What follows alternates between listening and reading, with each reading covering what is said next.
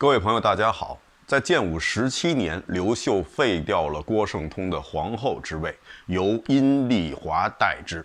而到了建武19年，在元太子刘强的百般恳求之下，甚至是以罢工相威胁的情况下，刘秀接受了太子刘强的辞呈，并很快让东海王刘阳继任太子，而原来的太子刘强则被封为东海王，这哥俩的位置算是掉了个个。那么刘强是真的这么不想做这个太子吗？刘秀又是真的想废太子吗？我想关于这两个问题的答案都是是的。咱们先说刘秀废掉原来的太子刘强，让阴丽华的长子刘阳继任太子，这是刘秀的长期计划，也是在他看来是为了保住阴丽华这一系。当然了，刘秀做出这样的决定，也许是他基于当时做出的某一个错误的判断。或许当时阴丽华的幼子之死使他觉得将来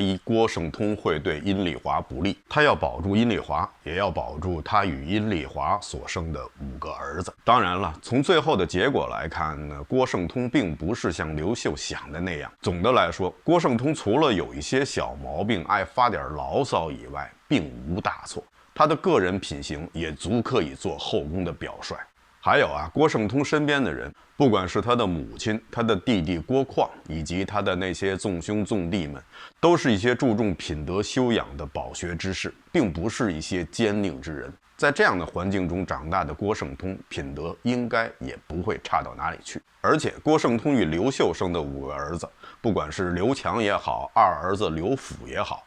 都是一些正直之士。而到后来给继位的汉明帝找麻烦的，倒反而是刘秀与阴丽华所生的5个儿子。不管怎么样吧，刘秀最终是做出了这样的决定，先废后，然后换太子。那么有没有可能只废后不换太子呢？如果刘秀真的这样做的话，那他可就真算是一个昏君了。他这样做的结果只能是自己挖了一个大坑，然后让阴丽华以及郭圣通各自的5个儿子掉进这个坑里。设想一下，如果刘秀100年以后太子刘强继位，那刘强是皇帝，可太后却是阴丽华，而皇帝的生母却依然健在，而且这个生母还曾经当过皇后，本应成为理所当然的太后。可以想象，这样的格局必定是埋下了宫廷斗争的隐患。到最后的结果，要么就是阴丽华与郭圣通两败俱伤，要么就是其中的一支被彻底清除。不管哪样的结果，都是刘秀不想看到的。所以废后的下一步一定是换太子。那么如果目的就是为了换太子的话，有没有可能就直接废掉太子，而不去走废后的这一步呢？这实际上也是不可能的。因为如果只是单纯的废太子的话，那么郭圣通依然是皇后，郭圣通的儿子依然是嫡子，那么这样的话，继任太子之位的就只能是郭圣通的嫡次子，也就是刘秀的第2个儿子，他才最有资格继承储位，绝对不会是阴丽华的儿子，因为阴丽华的儿子都是庶子。那么有的朋友可能会说，那既然已经废了郭圣通，郭圣通的儿子就都成了庶子，那以前的太子刘强也自然成了庶子，那他自然就不能承继太子之位了。这样说的朋友呢，可能对古代的礼法呢还不是特别的了解。在中国古代，太子是大宗，只要这个皇子已经荣立为太子了，那么他所代表的就是大宗，而不受他母族的地位影响。也就是说，如果刘强在郭圣通被废之前还没有当上太子的话，那他这时候自然就变成了庶子，再也没有可能承继储君之位。但如果刘强已经是太子的话，那么他的母亲郭圣通即便是失去了正室的地位，受影响的也只是郭圣通其他的4个儿子，他们都由以前的嫡子变成了庶子，而太子刘强的地位不受任何的影响。如果不是这样的话，那郭圣通被废以后，太子就应该自动下台，而不用这么百般请辞了。刘秀是下狠心废了郭圣通的皇后之位，可是如果再让他废太子的话，他恐怕就真的下不了手了。废后的时候，当时担任太子太傅的一位大臣叫张湛，就一气之下拒绝上朝。刘秀派人劝说多次，张湛依旧是不来。最后无奈之下，刘秀让人把他拽到了朝堂之上。这位张湛呢，马上就决定要给刘秀点颜色看看，而且让刘秀看的不光是颜色，还有味道。张湛当场就在朝堂之上小便，然后就告诉刘秀：“你看，我现在已经大小便失禁了，你还让我上班吗？”无奈之下，刘秀只能让他回家养病。所以，如果刘秀在废后之后进一步废太子的话，那么一方面会引起朝堂上的更大的混乱，另一方面，对于刘秀而言，他自己也是于心不忍。毕竟刘强在这之前做太子已经做了19年，他没有做过什么错事，一向是恭谨有礼，这个太子是称职的。只是刘秀有点不太喜欢，他更喜欢他与阴丽华的长子，当时还叫刘阳的后来的汉明帝刘庄。对于刘秀而言，最好的结局就是太子能够主动请辞，那么太子就不是被废的，而是自己辞掉的。虽然这样仍然会受到后人的诟病，但总比直接废要好得多。而且这对于太子本人而言也有好处，毕竟刘强在经过了2年以后的反复请辞以后，刘秀才废了他的太子之位，这对于刘强来说也算是铺好了下台的台阶。这样的话，他下台以后心中的怨气自然会减少很多。很多人都是这样，他可以不在乎已经失去的利益，但是总是咽不下这口气，而这口气最后会给自己和别人带来恶果。刘秀可以说这方面已经思虑得非常的周全了。刘秀是一位明君，他的儿子刘强也是一位明白人。郭后被废以后，太子身边的有位大臣叫运辉的，就劝告太子主动请辞，说这样既尽了孝道，也为自己安排好了退路。如果不然的话，结局会非常的惨。这样的例子似乎不用运辉提醒太子，太子也非常知道，历史上废太子的命运100%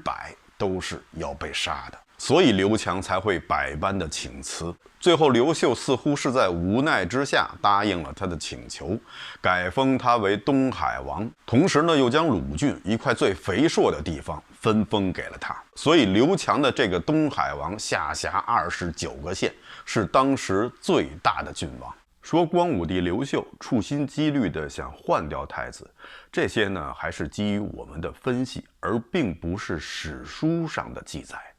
在史书上我们看到的还是刘秀并不想换掉太子，只是在太子刘强的反复请求之下，最后是万般无奈的刘秀才决定换掉太子。所以史书上的刘秀的形象依然是完美高大，丝毫不受换太子之事的影响。不知道大家有没有这样的感觉，我们从史书中读到的刘秀也好，阴丽华也好，他们的形象似乎是过于完美，过于高大了，似乎身上毫无瑕疵，但让人觉得这似乎有点不太真实。我想呢，究其原因，这与记载东汉初期历史的史书有很大的关系。我们现在查考东汉历史，基本上都是查考《后汉书》。《后汉书》的作者是南朝宋的范晔，这点呢似乎也没有什么问题。但问题就出在《后汉书》的来源。《后汉书》是在一本更古老的史书《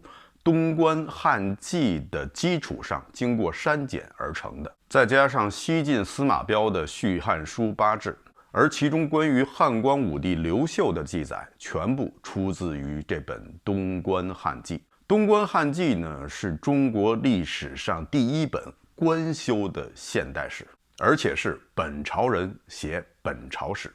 一般的史书呢，都是后朝人写前朝史，这样的话，它的立场呢，相对来说比较客观。而本朝人修本朝史，那大家可想而知，其中肯定有一些不想说的不该说的、不敢说的也就不说了。东关汉志的主要编纂者有班固、尹敏等。班固大家比较熟悉，是《汉书》的编纂者。班固最早是在私修光武帝本纪，但是后来这件事情被汉明帝刘庄知道了。刘庄知道以后，就将班固下了大狱。后来还是他的弟弟班超托人向汉明帝求告，说我哥哥修光武帝的历史并不想抹黑，而是想歌颂。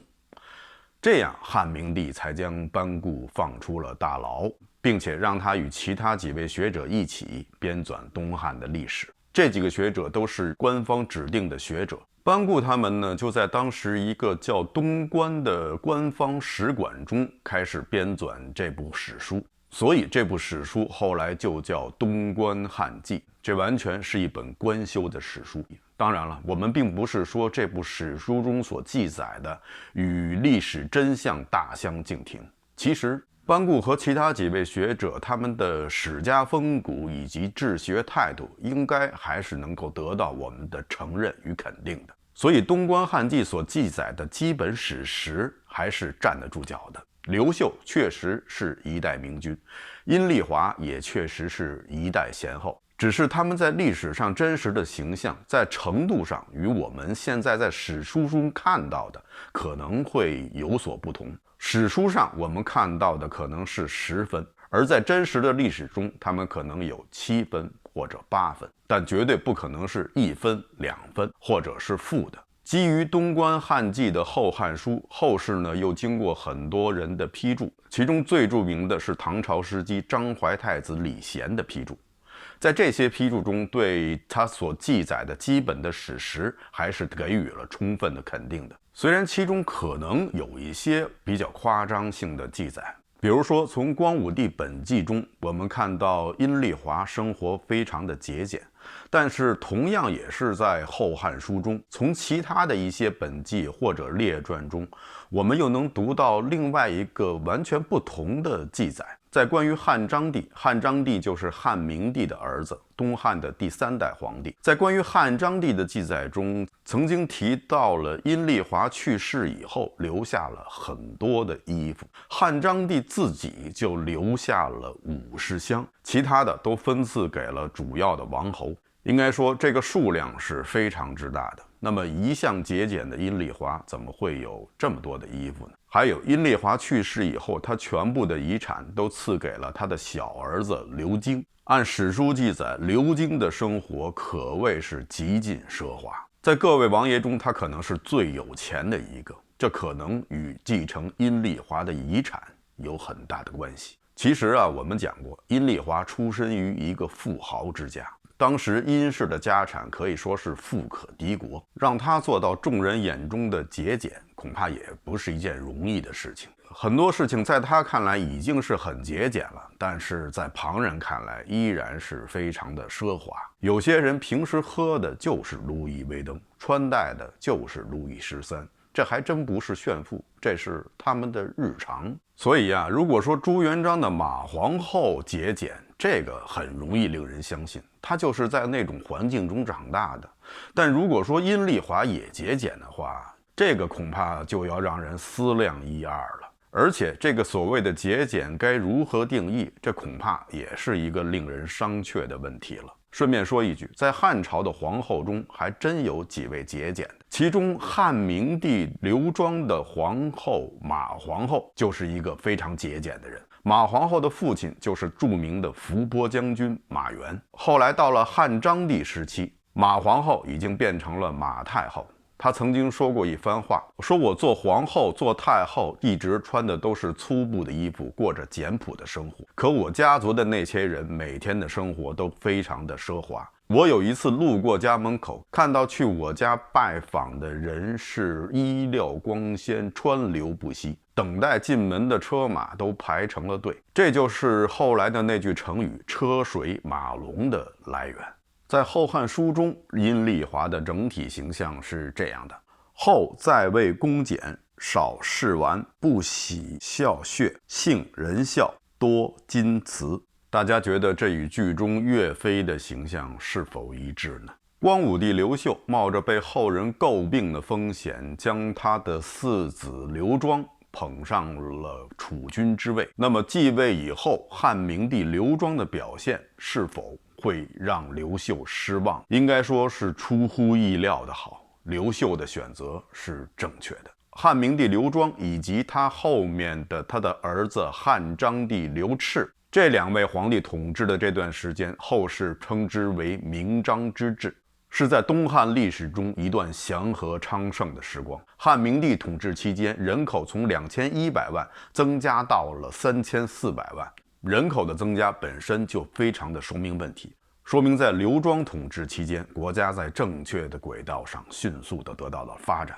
刘庄统治期间还是有很多耀眼的政绩的，比如说他派遣大将窦固、耿毅去出征北匈奴。在汉光武帝统治期间，因为国家刚刚建立，百废待兴，而且又内战不断，所以汉光武帝对待匈奴的态度一向是比较怀柔的，主要是以结好为主，并没有主动的去展开攻击。尽管刘秀是一代的战神，但是在他统治期间并没有发动对匈奴的战事。匈奴那时候呢，也分为了北匈奴和南匈奴。南匈奴内服已经与汉族人杂居相处，所以当时刘秀的做法主要是利用南北匈奴之间的矛盾来缓和边境的冲突。而到了汉明帝统治期间，国力得到了进一步的加强，汉明帝开始对北匈奴用兵。与以往朝代不同的是，这次汉帝国派出的军队中有大量的南匈奴的军队参与，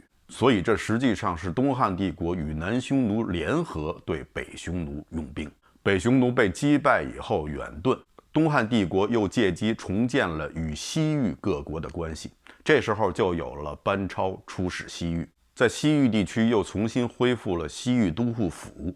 使西域在事隔64年以后重新与中央政权产生了联系。再有呢，就是永平年间的永平求法，使得佛教第一次通过官方渠道传入了中国。这次2位印度高僧带过来的经书就叫42章经，这个名字可能大家在金庸的小说中也曾经看到过。2位高僧传道的地方就是在洛阳的白马寺。寺这个字也是第一次与佛教结合在了一起。在这之前，寺指的是政府机关，比如说鸿胪寺、太常寺等等。不同于他的父亲光武帝刘秀那样的宽容怀柔，汉明帝执政期间那是比较严厉的。不过他的这种严厉是针对官员、针对豪强，却不是针对百姓。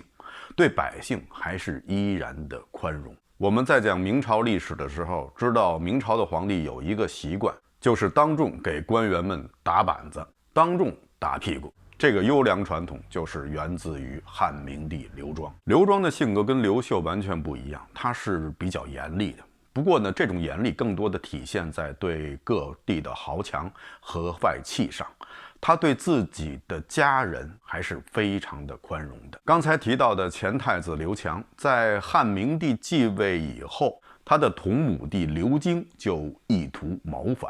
刘京还仿造郭皇后的弟弟郭况，也就是刘强舅舅的笔记，给刘强写了一封信，一方面假意为郭皇后刘强2母子抱屈，一方面又怂恿他们造反。刘强非常的明智，他将这封信和送信的人一起交给了汉明帝刘庄。大家想啊，刘京这一招实际上是非常的阴损。如果刘强真的相信是他的舅舅郭况写的这封信的话，他即使是不起兵谋反，即使只是把这封信藏起来，将来也会成为刘京陷害他的借口。所以说刘强还是非常的聪明的。汉明帝继位没多久，刘强就病逝了。他的女儿比阳公主后来嫁给了窦勋，生下了2儿1女，其中一个儿子就是后来大名鼎鼎的窦宪，那个勒食嫣然的窦宪。另外一个女儿后来嫁给了汉章帝刘炽。汉章帝驾崩以后，继位的汉和帝年幼，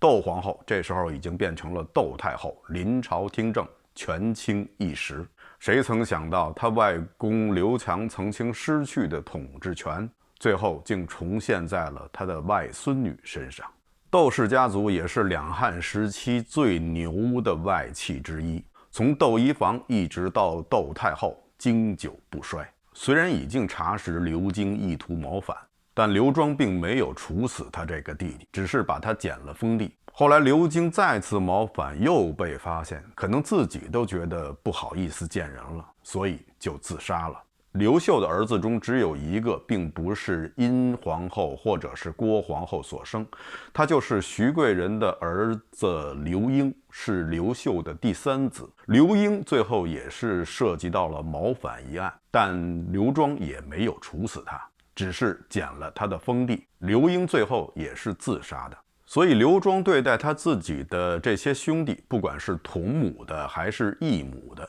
总的来说还都算不错，并没有大开杀戒，大部分的儿子都得以善终。这当然也是刘秀所乐意见到的。刘秀与郭皇后只有一个女儿，就是剧中的武公主。历史上她被封为馆陶公主，她嫁给了一位姓韩的驸马。后来这位韩驸马和刘邦的另外一个儿子叫刘延的搞一些屠嗔之事，这个罪名在当时属于谋逆罪。汉明帝在亲疏方面还是分得很清楚的，他的弟弟刘延不过是被削去了4个县的10邑，而这位韩驸马则直接被砍了头，刘庄也就直接为他的妹妹脱双了。他的妹妹也曾经要求刘庄能够给他的儿子谋一个小官职，但刘庄思虑再三，决定给了他的这个外甥1000万钱，但没有给他任何的官做。刘庄说，哪怕现在给他一个虚职，但将来有可能他也会做县官，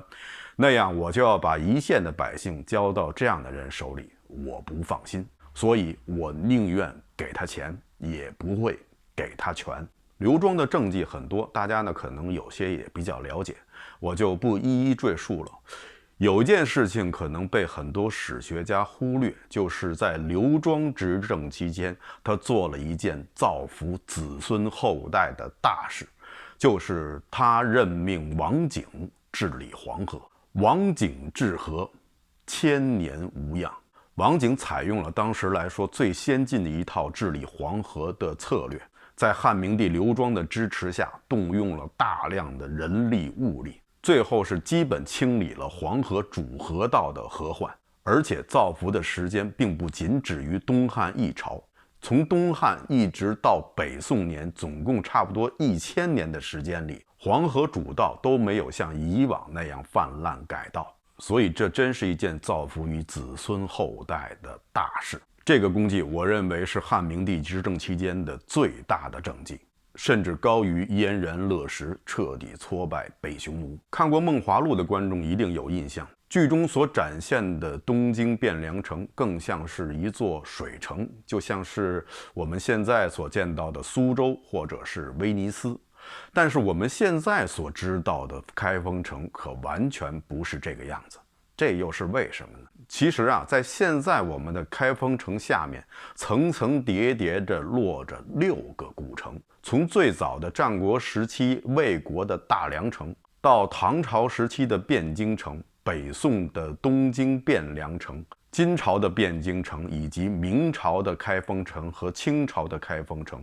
这6座开封城都层层叠叠的在现在的开封城之下。造成这种情况的原因，就是因为黄河泛滥、决口改道。大家可以想象，在这过程中将有多少的苍生由此丧命，多少的人流离失所。这6座被掩埋的古城中，第1座就是魏国的大梁城，第2座就到了唐朝的汴京城。而在这期间的将近1000年的时间里头，并没有城池被淹没。这正是王景的治水之功。王景治水彪炳史册，王景这应该是一个我们要记住的名字。关于汉明帝刘庄，在《后汉书》中还有过这样一段记载，非常的感人。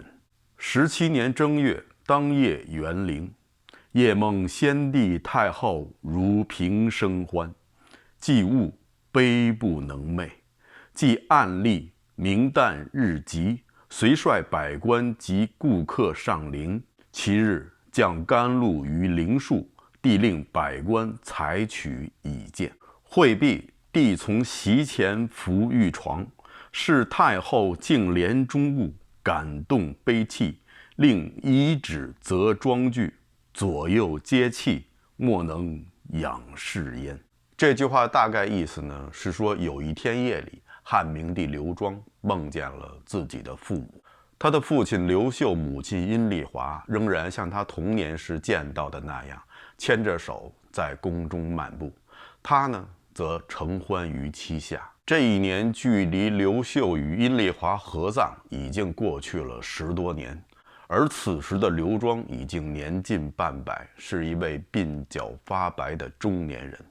他没有想到自己还会以这样的方式与他的父母见面。是梦终究是会醒的，醒来后的刘庄百感交集，夜不能寐。在拜祭完他父母的陵墓以后，汉明帝一个人走进了他母亲阴丽华的寝庙，看到母亲生前曾经用过的胭脂、水粉和那些首饰，不禁是悲从心来，痛哭失声。回来以后，汉明帝在与群臣上朝的时候，又提到了自己的这个梦。说着说着，这位一向严厉不苟言笑的帝王，竟像孩子一样放声大哭起来。当时左右皆泣，莫敢仰视。在历代的史书中，我们读过了太多的骨肉相残、人伦惨剧，看到了太多的分离、隔阂、阴谋、斗争。偶尔在《后汉书》中读到了这段文字，实在是倍感温馨。第2年，汉明帝驾崩，终年48岁。他临终遗愿，不要为我建寝庙，将我的灵位就放在我的母亲阴丽华的梳妆台边。一代帝王终于可以又回到他所钟爱的，也爱他的父母的身边，终于又可以承欢膝下，就像他童年时的样子。好的，以上就是本期节目的全部内容，感谢大家收看，欢迎大家点赞订阅。这里是风下杂谈，Frank甲为您带来有温度的历史。咱们下期节目再见。